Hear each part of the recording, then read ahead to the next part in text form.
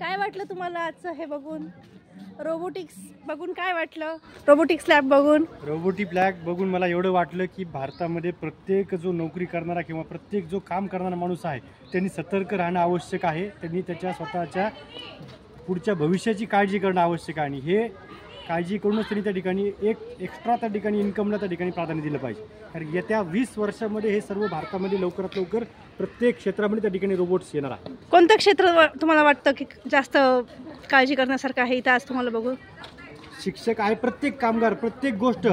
Actually आपण म्हणतो की डॉक्टर्स खूप त्या ठिकाणी सेफ आहेत, पण आजकाल डॉक्टरसाठी सुद्धा त्या ठिकाणी रोबोट्स इथं आलेले आहेत. मी प्रत्येकाला विनंती करेल की याची सतर्कता आपण बाळगावी आणि त्यासोबतच आपण एक एक्स्ट्रा इन्कमकडे त्या ठिकाणी नक्की प्राधान्य द्यावं. ते इन्कम काय आहे तुम्हाला माझ्या लिंकमध्ये मिळेल.